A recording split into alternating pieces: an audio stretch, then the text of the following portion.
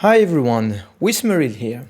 Today I want to summarize what has been said during the Blizzcon, and I want to give you all the new information we didn't have before that were revealed during the campfire chat that happened last night in Europe. So I'll try to keep it short and go straight to the points. Let's start with the new things that we didn't know from before. It happened during the questions and answers at the end of the campfire chat. A few things that we didn't know were revealed, and those are really good news. So first, Blizzard confirmed that there will be an armory, a system that will allow you to hot switch your builds. You will just press a button and you will switch from a build that you have saved, let's say Ball Lightning, Lilith Killer build, into another build, let's say a speed farming build of, I don't know, ice shards for Hell Tides, by just pressing a single button. Those are great news. Now, the sad part is that it's going to happen early in Season 4, not in Season 3. So we are looking at April, May for this feature to be in the game. Patience. Let's be patient. It's going the right way. We just have to be a little bit patient. So I'm pretty excited because as a theory crafter, you have no idea how many times I respect my builds and try different things. So this will help me a lot. I'm pretty sure that for the vast majority of players, this is a big win to have that in the game, because diversity kills burnout. If you're burning out on the game, try a different build, try something different and look at things from a different angle. And for that, you can tune on my channel, because I will upload a lot of very nice builds, very efficient, very synergistic builds. You can expect to find that on the channel. All right, what's the second thing we didn't know? Great news.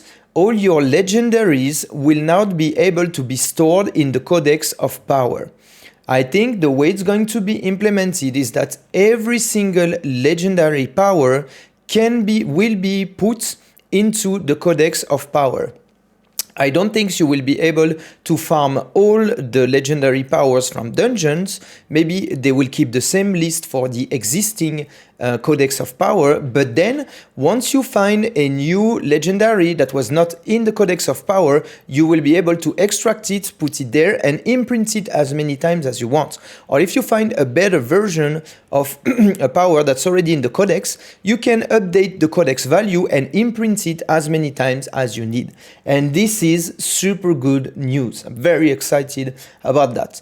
The sad part is, on the contrary of the armory, they didn't even give a target date for this. So I'm pretty sad. I hope it will come maximum during Season 4, because this is really a feature that has been requested for a long time by the player base. Next, they are saying that they are working on the itemization. The number of affixes they have is just too much and not rewarding, and it makes it difficult to compare one affix, one set of affixes with another set of affixes on a different item. So they are really looking to do that. And once they rework that system, this is when they are going to start to implement the loot filter. So I'm very sad, the loot filter is not gonna come soon, because first, they have to rework all of that before they start developing a loot filter. So I think this is not going to come before a few seasons, and that's pretty sad. So next, they acknowledged that farming living steel is a pain in the bee, and they want I'm talking about the material that is needed to summon a Grigwar, and they want more. They want us to be able to farm it more efficiently. I think this is going to come, if not on November 7th, on December 5. If they just increase the number of what is that? Well, it's probably not going to come on November 7th, because they released the patch notes already. So we are looking at December 5th. Are they going to increase the number of living steel that we loot during Hell Tides, or are they going to make it accessible through another activity? We don't know yet, but I think this one's gonna arrive pretty soon. They also said that introducing more social systems is a top priority, like being able to group up with players, maybe trading, all those things. It's on the top of their list, but they didn't commit anything. They didn't say, unlike the other things, like, hey, you can expect that in season X, or we're already working on that. They didn't say none of that. So I think this one is just like the loot filter. It's not gonna come anytime soon. It's gonna come, but not soon. So that's what they said for the things we didn't know. They also revealed that there's going to be a board game. I don't know if it's your thing, but a Diablo 4 board game. It's gonna release sometimes during 2024, so not available for Christmas this year. I look forward to seeing what's up in that and if I can play it with my children. Maybe too gory to play it with my children. So that's it for what we didn't know. Now, they iterated on things we already know, giving us more information. So let's just dive into those details. Starting off with the patch 1.2.2 on November 7th, introducing the malignant rings. So those are hearts from season 1 that they imprinted on unique rings and that will be able to farm during season 2. So here's the one for the sorcerer. I was completely wrong about my prediction because I predicted the Omni Power or another one that was a utility heart. I was not expecting them to go just the damage route because what does it do? It gives you a multiplier. That's it. So I was expecting when they revealed the Necromancer ring, I was expecting them to do something build defining for every class. Well, they didn't. So what we get is the Tal Rasha one. For every elemental damage you do, you scale a multiplier. There are five different elemental damages you can do. Fire, ice, and lightning that the sorcerer has access to. In season 2, we have access to poison thanks to a vampiric power. What is it called? Poisonous infection. That one over there that deals poison damage. And the shadow damage type, it's not accessible currently for the sorcerer. It used to be during season 1 with the barber that was doing shadow damage, but that's not the case anymore. So how much can we scale the damage of that ring? Well, with those 4 elemental types, that's a 60% multiplier that we're looking at. It's no joke, it's going to be best in slot. I was not sure initially when they revealed it, because you know, nothing is free. Including this ring means removing a ring. So you'll be removing legendary power. And scaling this ring means you'll have to make sure that you deal every type of damage. So maybe in some builds, you'll have to remove something to include something. So this is not free. But it is best in slot. After looking at the ring, like the affixes are not perfect. Yes, you have access to cooldown reduction that we don't get on a ring, but you're losing maximum mana and crit chance. And maximum mana is very useful on the sorcerer. Crit chance, we have ways to maximize to 100% crit chance, so it's not a big deal, but I'm sad about the maximum mana. I would have preferred that they remove this non-physical damage and put maximum mana instead. I'm happy with the 2 prefixes being resistance to all elements. That's going to be a lot easier to even out your resistance. So this one's definitely best in slot. Let's take an example, which is the Ball Lightning build. In its Nightmare Dungeon Push / Hardcore version, how would it fit into that build? I said nothing is free, so we are looking to remove our worst legendary power, which is this one, a 25% damage multiplier when we have a barrier, and we're looking to include what could be a 60% damage multiplier. So it is best in slot, we want it. We're going to include that, and like I said, we're already doing lightning and fire damage, fire thanks to the firebolt enchantment, and poison damage thanks to this vampiric power that's already best in slot in the build. We're just missing out on cold damage if we want to scale all the way to 60%, because nothing is free. Lightning Spear is likely the one we'll be removing, where it's going to be one of those defensive powers. Lightning Spear is stunning enemies all over the place, so it's a defensive power in my book. So yes, we could remove that to include a frost spell, but we're losing something. So the options are the Ice Blade, a cooldown based ice spell that would have the benefit of reducing our cooldowns. That's one way to go. Or the other way to go that I kind of like is with a spender, and the best spender I think we could include would be Blizzard, because Blizzard has a synergy with the Snowguard legendary that we could consider to include to get further toughness. And the Abattoir of Zir will be no joke. We'll talk about that in a second. It's going to be in a new Greater Rift system, and you need toughness. When you are venturing into scaling the numbers to the moon, you need toughness. So changing a defensive type of spell, stunning enemies, into a one that's going to buff our toughness could be the inclusion, could be the way to go. Now, I definitely see it included here, getting rid of the conceded power. The fine-tuning, further fine-tuning of that will be done on the channel. Don't worry, I'm a theory crafter. I love when we have new toys to play with. I'm definitely going to play a lot with this one. The other thing that's coming on the update on November 7th is what's it called? A quality of life on the enchanter. And on the occultist. Enchanting an item will give you, you see there's going to be this button, view possible affixes, that's going to give you the things you could get if you replace it. I already know all of that by heart because I know what affixes is going where, on which items, I already know all of that. But if you don't, it's going to be a nice quality of life that you're going to make use of starting from November 7th. Now, let's look at the next thing on the chopping block. Well, they're not going to remove anything, so it's not a chopping block.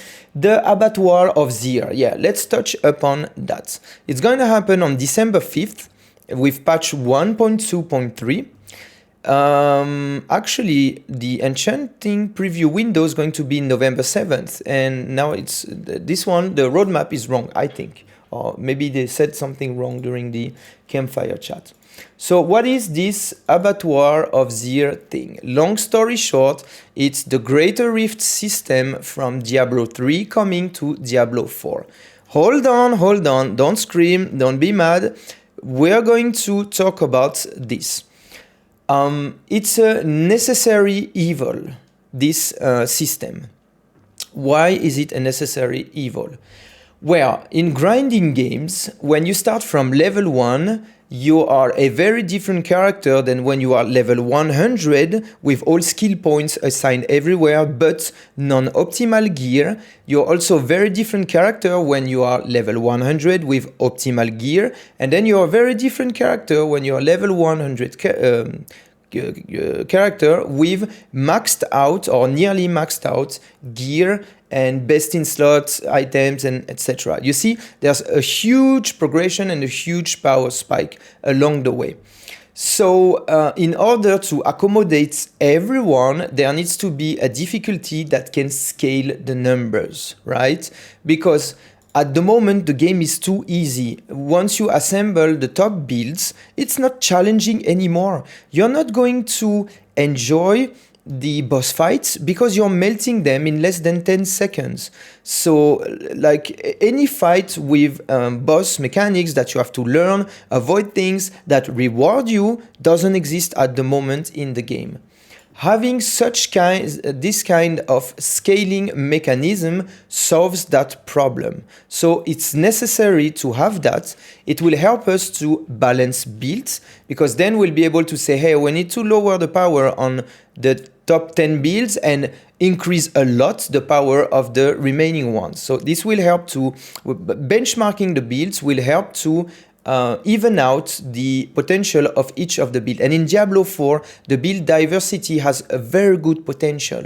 Unlike Diablo 3, where it's about the set telling you to put that damaging skill, and the choices be like, you know what, for my amulet, I think I'm gonna go Squirt's necklace, and for my ring, I think I'm gonna go Convention of Elements. We don't want none of that in Diablo 4. There's a real potential for build diversity, and this system will help achieving that. Why is it an evil change? Well, it's the Greater Rift system from Diablo 3, which is not super exciting in a new game like Diablo 4. I was expecting something new, but let's see how they implement that, because it's not just the Greater Rift system, it's going to use the season theme of Zir. So different monsters. Let's see what they come up with, okay? It might be a lot of fun. So it sounds sad for people coming from Diablo 3, because they're like, hey, no, hell no. They're going to implement that again. That's definitely not what we call real endgame. Okay, let's just wait what they have to offer. And I have to tell you that this is not enough for me. Like, don't be wrong, you know. I was expecting a lot more from Endgame, but hey, we get that, I'm gonna use that. I like to play with new toys, they're giving us new toys. They definitely have to release in the next 2 seasons a lot of Endgame content, otherwise I'm not gonna be a happy camper. Let's have a look at how this Zir's abattoir, it's a slaughterhouse for those who are not French Canadians or French. Abattoir is a French word that means slaughterhouse, basically. That's where you cut the cows or whatever meat you want to sell in your favorite grocery store. So the abattoir of Zir is an endgame thing. You need to have a level 100 very optimized character. It's going to be very hard because the numbers are going to scale to the moon. There's going to be 20 different tiers. So from tier 1 to 21, and each tier increasing the numbers, the damage you're going to receive, and the resistance of enemies, or maybe the health pool, most likely. So you're going to be able to start that once you finish the season journey. You'll be given a recipe to craft your first key. It's a dungeon key that you're going to use to open a portal. It looks so much like the portal in Diablo 3 to Greater Rifts, no? Don't you think? Anyway, so that's what we get. And then you're going to finish your dungeon. Once you finish your dungeon, you're going to be given the new Paragon Glyph. That's going to be best in slot. It's going to scale to 210 levels. You will have to spend quite some time to level it up. It's going to accompany you, follow you in your journey to tier 21 of the Tears of Blood. So this one will be best in slot because it's going to be a damage multiplier that's going with numbers being very, very high. So you will be needing that to progress all the way to tier 21. So you're gonna loot that if you don't have it already, and you'll be given at the end of the dungeon a very large amount of glyph XP. That is for the new glyph that you level to 210, and also for your existing glyphs. This is going to be the best way if you don't want to spend your time in nightmare dungeons and you don't want to upgrade the new glyph yet. Just do that and you're going to level very fast your existing glyphs. And then you're going to do that all over again, Abattoir of Zir, in less, you have 10 minutes to complete the dungeon, including the boss fight, so it's very similar to Greater Rift. And you will have to pick up some progress globes, I believe, on the way, and that's it.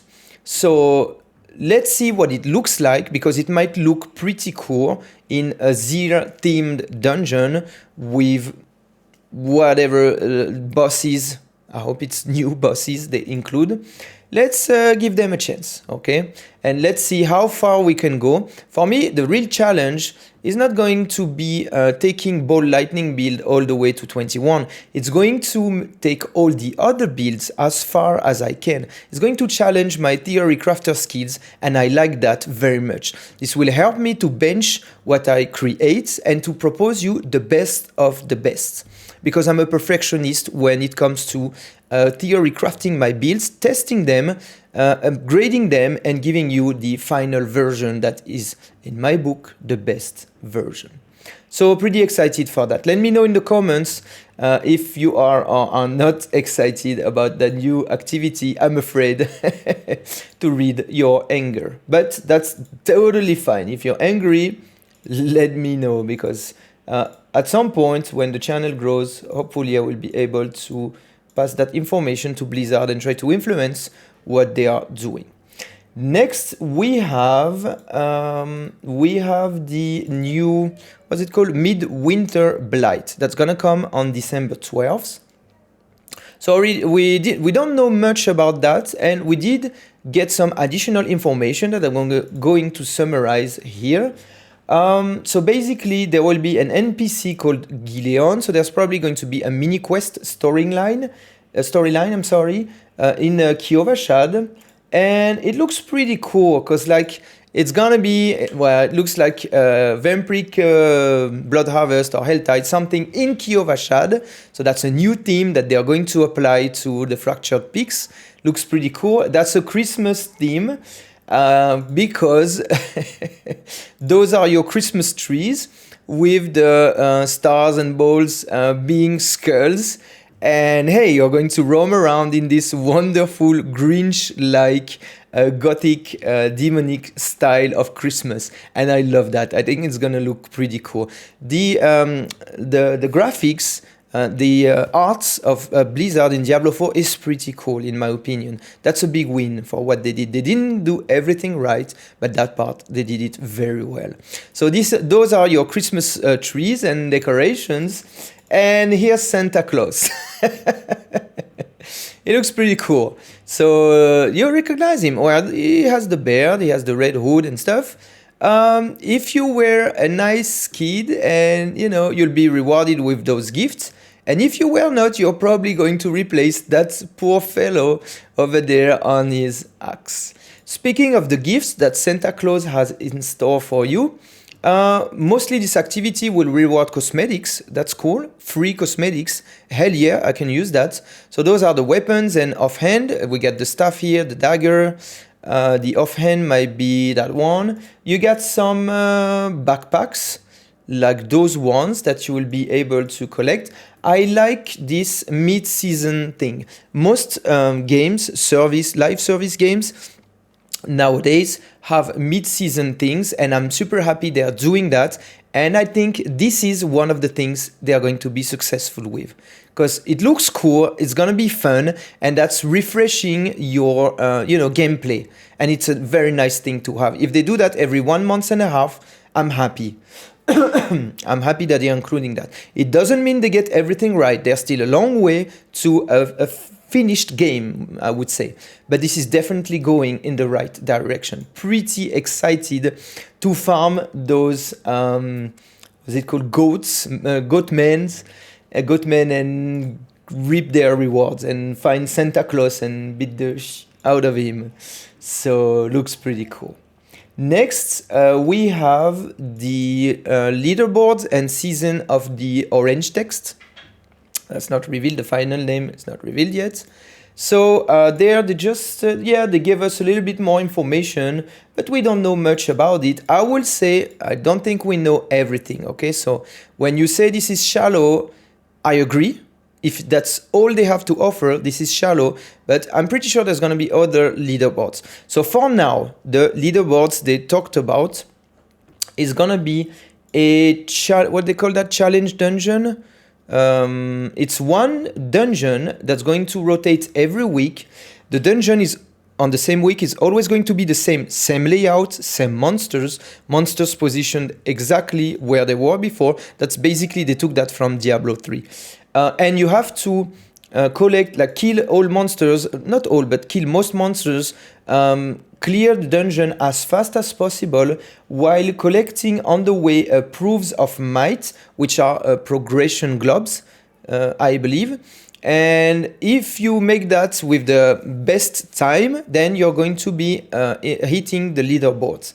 That sounds good to me. That sounds fun. That sounds like an activity I want to be challenged with, and I want to compete with others. So I'm excited for that. I hope that is not the only leaderboard / activity we're going to get in season 3. I hope there's more than that, but we don't know yet. So it's probably going to be limited in time. And if you make it to the top 1000, you enter the leaderboard. And then if you make it to the top 10, you're going to be in the Hall of the Ancients, where this one is the Eternity leaderboard that's going to be accessible week after week after week. There's going to be a different leaderboard for solo players and group players, and for each of the different classes. I just hope there's going to be more than just this activity. Let's just see. The way it's gonna work is once you place, when you're going to progress from, I think it's gonna be leagues, possibly, like silver, gold, platinum, maybe. And then once you're in the top 1000, you're over here with this number decreasing the higher you get on the ladder. That's basically what we know so far when it comes to this season 3 leaderboard thing. Last but certainly not least, we got little updates on the new expansion. It looks pretty cool. Like I said, one of the things that Blizzard is doing right is how beautiful their game looks. And with what they revealed so far, it looks stunning. I really like the graphics. It's going to be as big as the outer world that we have at the moment. So this expansion is going to take us south in a region that players that have played Diablo 2 know already. It confirms the leaks that I revealed on the channel, which is about the Nahantu location. So now they did new things. Where do we start? Like Nahantu is what the locals call the place where we're going, but it is the Torajan jungle, which is known in the Diablo universe. And it's going to include the Kurast, you're probably familiar with that city that we ventured in, that we went to in Diablo 2. In Act 3, there was the docks of Kurast that were able to roam in Act 3 of Diablo 2, and that's going to bring some nostalgia to the players that have been there. Looks pretty cool. So it's going to be about Mephisto, the Lord of Hatred, father of Lilith. It's going to be the villain there, and I'm expecting Diablo to be mentioned probably somewhere, maybe in the plot that Mephisto has in mind. Let's see. Pretty excited for that because the campaign is very good in Diablo 4. I really enjoyed it, and I can't wait to do something else. It's gonna come late next year, by the end of 2024. And so the new class is going to be the Spiritborn, a glaive holder with some nature powers, spellcaster / melee character. So it's confirmed. You can watch the video that I released about the new expansion where pretty much everything was confirmed. They didn't confirm the raids. I'm pretty sad about that. They have to, man. The raids, that sounds pretty good to me. But hey, let's just wait for them to give us some updates. So no Paladin, no Witch Doctor, no Amazon, nothing of that. But it looks amazing. Like, I really, really like the artistic touch on this new expansion that we're going to get next year. Pretty excited for that. And here's your Spiritborn. That's not a glaive. That looks like a bigger weapon, but that's what we got. So that's all I have for you. This is the takeaways from the BlizzCon 2023. A lot of exciting news. very hyped for some of the things, very sad for some of the things that are not there, very sad for some of the things that are there, but gonna happen in 6 months. So hey, let's just be patient. Once again, I have to say that nowadays, most of the games that, I don't like that, I'll be honest, I hate that. Most of the games that come out are in a good enough state. They are unfinished games and they release it once it's in a good enough state so that they can start to sell it and make profit.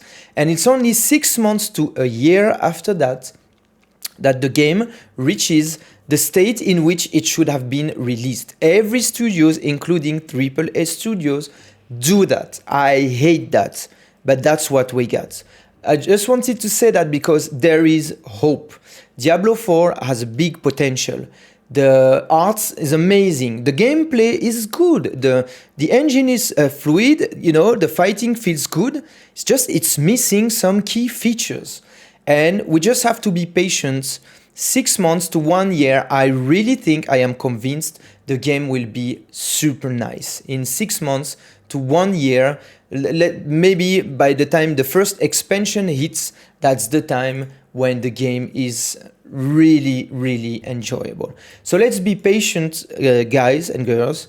And for those who are playing Sorcerer, stay tuned on the channel. I have a lot of cool builds that are coming out, very optimized. The next one is the Conjuration one that looks so cool. I can't wait to show you the gameplay. And there's going to be a million more following that. And now I'm going to include a specific build variant for what will be, in my opinion, the abattoir of Zier breakpoints that you want to reach in terms of defense, recovery, and offense. So expect to see some pretty good work on my part to give you the best of the best for every build. I'm starting with the Sorcerer that I can propose. And they are going to be super optimized for each type of activity. If that's not already the case, just look at the previous ones that I published. Anyway, that's gonna do it for me, guys, today. Have a great weekend, and I'll see you guys in the next video.